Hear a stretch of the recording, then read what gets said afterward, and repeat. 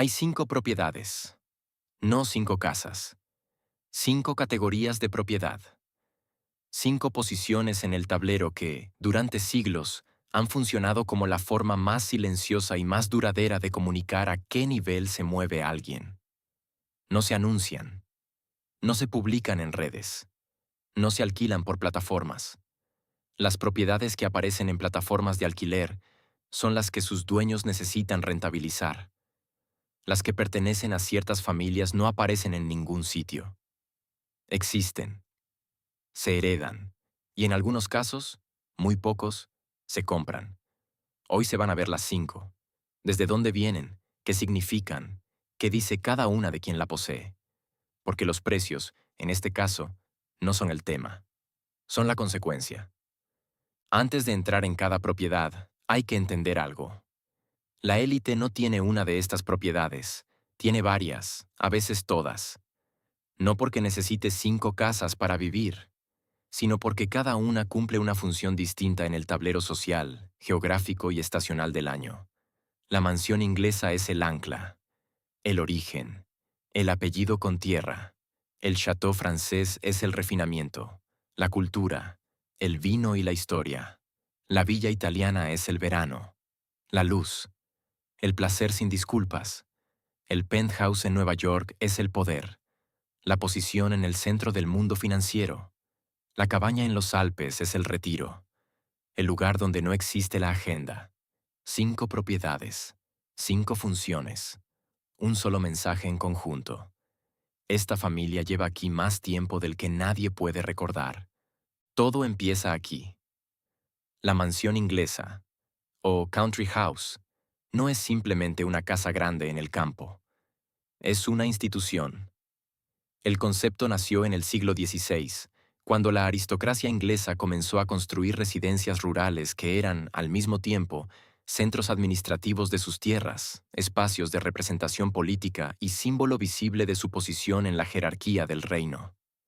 No se construían para vivir cómodamente. Se construían para que quien las viera supiera exactamente con quién estaba tratando.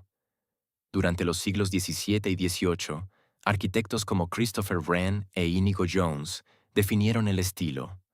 Fachadas simétricas de piedra, parques diseñados meticulosamente, bibliotecas con miles de volúmenes, establos que eran casi tan imponentes como la casa principal. La tradición del fin de semana en el campo, el country weekend, nació ahí. La aristocracia británica se reunía en estas propiedades para cazar, para negociar, para hacer política lejos de Londres. Muchas de las decisiones que moldearon el Imperio Británico no se tomaron en el Parlamento.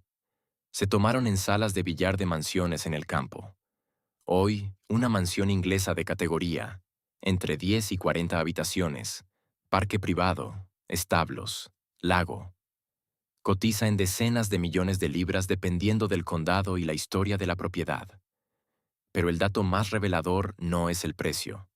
Es que las que valen de verdad no salen al mercado. Se transfieren dentro de las mismas familias. Una propiedad que necesita ser vendida ya no es lo mismo que una que se hereda. Si la mansión inglesa habla de poder territorial, el château francés habla de algo diferente. Habla de civilización. Los grandes châteaux de Francia, especialmente los del Valle del Loira, Burdeos y Normandía, fueron durante siglos la expresión máxima de lo que Europa entendía por cultura, arquitectura, arte, gastronomía, vino. El modelo comenzó con la realeza francesa en el siglo XV. Francisco I construyó Chambord como residencia de casa, con 440 habitaciones y una escalera de doble hélice que algunos atribuyen a Leonardo da Vinci, quien vivía en Francia bajo su protección en ese momento. La aristocracia siguió el ejemplo, y durante los siglos siguientes, poseer un château en Francia fue la señal más clara de que alguien había llegado a cierto nivel en Europa. No cualquier château, el tipo de château que tiene viñedos propios, bodega con décadas de producción y un chef que conoce el nombre de cada proveedor local. Los Rothschild poseen Château Mouton Rothschild en Burdeos desde mediados del siglo XIX. Produce uno de los vinos más reconocidos del mundo. Hay chateaux en Francia que han sido listados por cifras que superan los 400 millones de dólares. Eso no es el precio de una casa. Es el precio de una posición. En el mercado general, un chateau con viñedos funcionales y 20 habitaciones puede estar en varias decenas de millones de euros. Los que tienen historia y producción vinícola reconocida no tienen techo, pero los más importantes nunca están en el mercado. Esa es la regla que se repite en las 5 propiedades. Si el chateau francés es la cultura, la villa italiana es el placer. No el placer ostentoso. El placer que se entiende solo cuando alguien lleva suficiente tiempo en cierto nivel como para saber que la vida tiene ritmos, y que uno de esos ritmos es el verano en Italia. Las villas del lago de Como son el ejemplo más claro. El lago de Como es el mercado inmobiliario de lujo más caro de Italia. Las villas históricas frente al agua en zonas como Bellagio o Cernovio cotizan entre 10.000 y 15.000 euros por metro cuadrado. Una villa lakefront de tamaño respetable no baja de 10 millones de euros. Y las más importantes del lago han registrado transacciones que superan los 90 millones de euros, estableciendo récords para el mercado italiano. La mitad de las transacciones ultra luxury en este mercado se realizan sin financiación bancaria, en efectivo. Eso no es especulación inmobiliaria. Es preservación de capital con acceso a un estilo de vida. La tradición de la villa italiana como espacio de retiro veraniego tiene raíces en la antigua Roma. La élite romana construía villas en el campo para escapar del calor y la agitación de la ciudad. Plinio el Joven describió las suyas con un detalle que suena sorprendentemente moderno. Jardines, fuentes, bibliotecas, terrazas con vistas al mar. 2000 años después, la lógica es exactamente la misma. El verano tiene un lugar, y ese lugar tiene agua, piedra vieja y una mesa afuera. Las 3 propiedades anteriores tienen algo en común. Son europeas. Son antiguas. Son horizontales. El penthouse en Nueva York es otra cosa completamente. Es vertical. Es moderno. Y es la única de las 5 que no habla de historia familiar, sino de posición en el mundo presente. Manhattan es el único mercado inmobiliario del mundo donde la altura es, literalmente, una forma de jerarquía. La Billionaires Row, el corredor de rascacielos de lujo sobre la calle 57 junto al borde sur de Central Park, redefinió lo que significa un penthouse. Torres como 432 Park Avenue, Central Park Tower y 220 Central Park South crearon un nuevo estándar. Unidades que empiezan en decenas de millones de dólares, con vistas de 360 grados sobre el parque, pisos de hasta 27 metros de altura y acceso a servicios que incluyen piscinas, restaurantes privados y conserjes disponibles las 24 horas. La venta residencial más cara de la historia de Estados Unidos ocurrió en este corredor. Un penthouse en 220 Central Park South fue adquirido por 238 millones de dólares. Ese número no es relevante porque sea impresionante. Es relevante porque marca el piso de lo que significa estar en la cima de ese mercado. Pero hay algo que distingue al penthouse que posee la élite del que posee alguien que acaba de llegar a ese nivel. Quien lleva menos tiempo en ese mundo compra en el edificio más alto, el más nuevo, el más visible.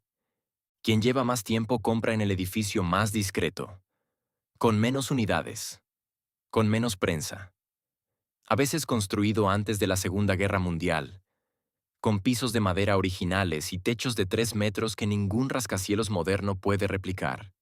La dirección importa, la altura no. La quinta propiedad es la más interesante de las 5, porque no parece la más impresionante, y eso es exactamente el punto.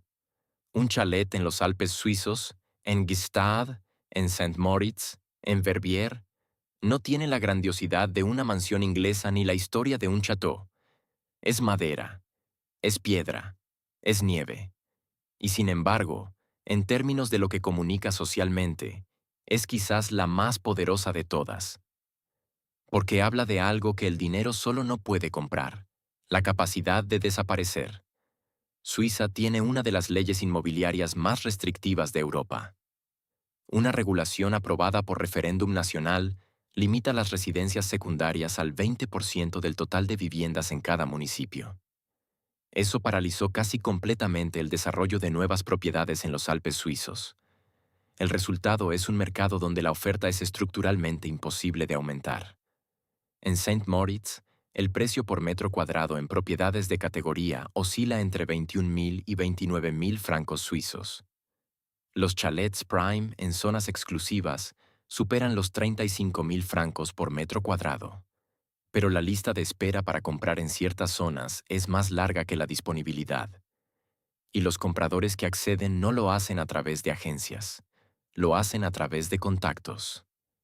Eso, más que cualquier precio, es lo que define esta propiedad.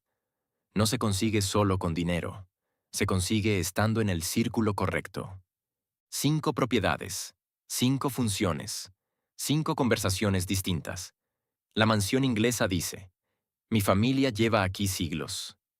El château francés dice, entendemos la civilización. La villa italiana dice, sabemos vivir. El penthouse en Nueva York dice, estamos en el centro del mundo. Y el chalet en los Alpes dice, quizás con más elegancia que todas las demás. Podemos desaparecer cuando queremos. Hay algo que tienen en común las 5. Ninguna se anuncia, ninguna busca ser vista, ninguna necesita validación exterior para existir. Las propiedades que pertenecen a ciertas familias no aparecen en plataformas porque sus dueños no necesitan rentabilizarlas. Esa diferencia, entre la propiedad que se muestra y la que simplemente existe, dice más sobre ciertos niveles que cualquier precio o cualquier dirección. El lujo más difícil de alcanzar nunca fue el más caro. Fue el que no necesita ser explicado.